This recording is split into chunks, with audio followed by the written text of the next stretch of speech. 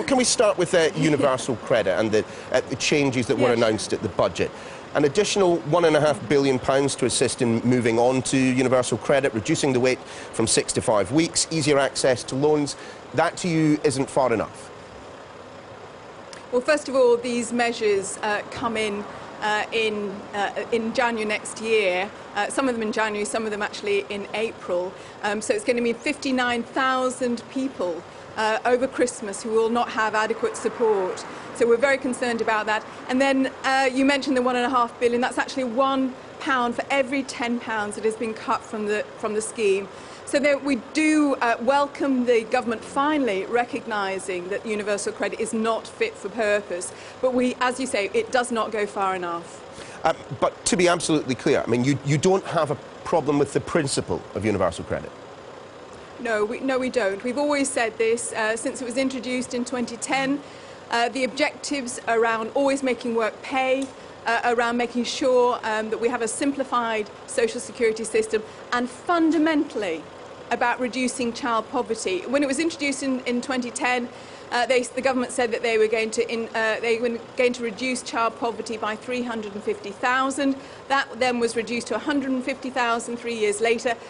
Now we know from organisations such as the Child Poverty Action Group, it's actually going to push a million more children into poverty by 2022. Elsewhere on your brief, the retirement age, something I have to admit I've become increasingly aware of over the past couple of years. Now, you abhor the rise in the state pension age from 67 to 68 in 2037. Why is that? Well, we first of all recognise that life expectancy under this government, under austerity, is actually flatlining. For some groups, it's actually falling. The only developed country in the world where this is happening, it's actually getting worse.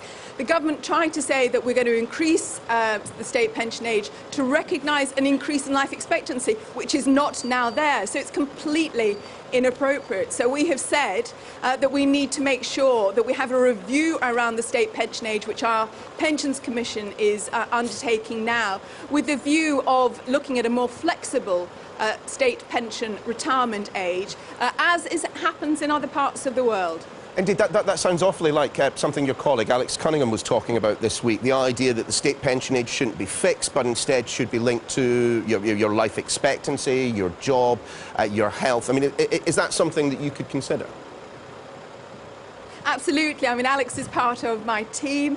We work obviously very closely, so he is just reflecting what we set out, to be fair, in our manifesto earlier this year.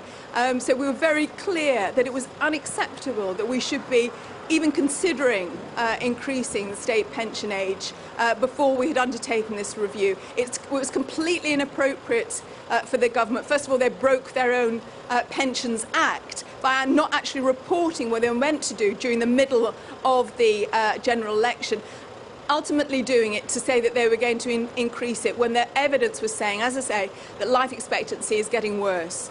Still, at the same time, you are a strong champion, if not, in fact, the strongest champion of the triple lock, and that puzzles me to an extent. Why should pensions rise faster than wages? I mean, those benefiting from it currently have had, home ownership, free higher education, final salary pensions. Well, we've always been very clear. It shouldn't be either or in terms of supporting our children and young people, making sure that they don't go into poverty, or our pensioners. We know, for example, that there are 300,000 more pensioners living in poverty now than there were in 2010. We are still a rich country, not in the top 5 anymore because of this inept government around their economic record, but we are still a wealthy country, and it is inappropriate, totally inappropriate, that we should be considering making our state pensioners worse off, as it is inappropriate to push children into poverty, as this government is doing. But these are the difficult decisions that a government in waiting has to make. I mean, the figures involved in terms of pensions are incredible. If pensions had gone up in concert with pay, we'd have saved £28 billion over the last 6 years, money which could have gone straight to the health service, which, as you and I both know, is under huge pressure precisely because of that ageing population. I'm sorry, now I just don't agree with you. First of all, there was no additional cost because this is already, the government had to pull back because of their deal with the DUP, who also said that they wanted to retain the triple lock and also the winter fuel allowance. So we shouldn't be considering pushing our pensioners into poverty or our young people. You're absolutely right, there are different choices. Wholly inappropriate again in this budget, the minuscule amount of support that this government has given to the NHS, no support at all, additional support to social care, which is in crisis, as you know.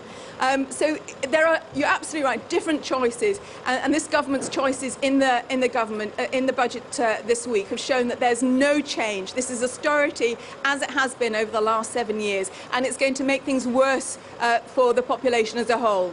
I mean, you had a little bit of a Barney this week with the Conservatives' Theresa Villiers. You said it was absolute rubbish that your spending plans would increase taxation on ordinary working families, leaving aside the rather unparliamentary language. Why do you think that's the case? Well, we've made a commitment, clear commitment, again in our costed manifesto, which Theresa wasn't able to show hers because there wasn't one, that we wouldn't be taxing the majority of people. This was a manifesto and a costed plan for the many, not the few. So it's only the richest, the top 5% of earners and large corporations that would face additional taxation. Good use of props there, Ms Abrams, but perhaps you could turn to the page in the manifesto where it tells me exactly how much your programme of nationalisation is going to cost.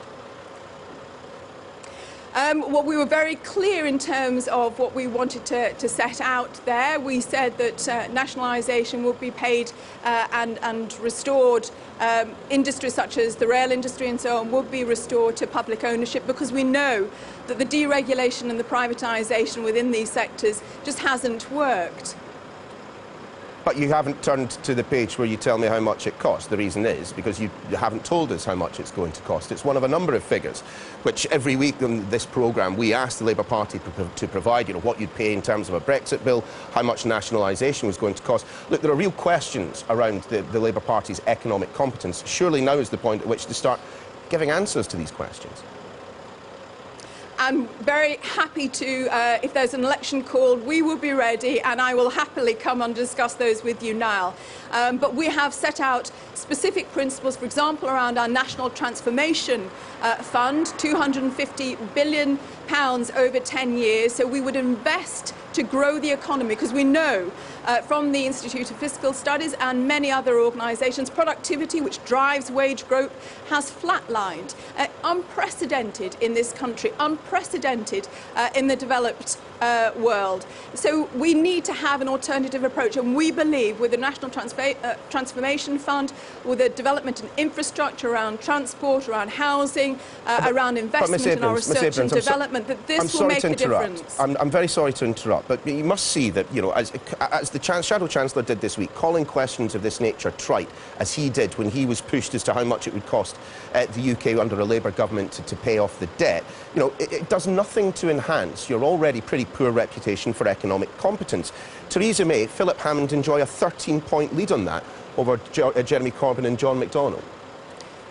Are you seriously trying to say now that the fact that we have one of the lowest growths in the G7, lower than the EU average, that we have productivity, as I say, that is unprecedented in terms of flatlining, that we are going to have another decade when wages haven't growth, when people on the national living wage are not going to get their pay rise in 2020, so it means that they're going to be even worse off, that the absolute horror that people are facing in terms of debt, in terms of arrears and evictions, is the answer, is this government's answer. They've had 7.5 years, and this is all that they have come up to. We have a costed plan that is recognised by Nobel laureates such as Joseph Stiglitz and Paul Krugman that will work. The Institute of Fiscal Studies have recognised that just like ordinary businesses are investing in their businesses to grow, that this is the way forward.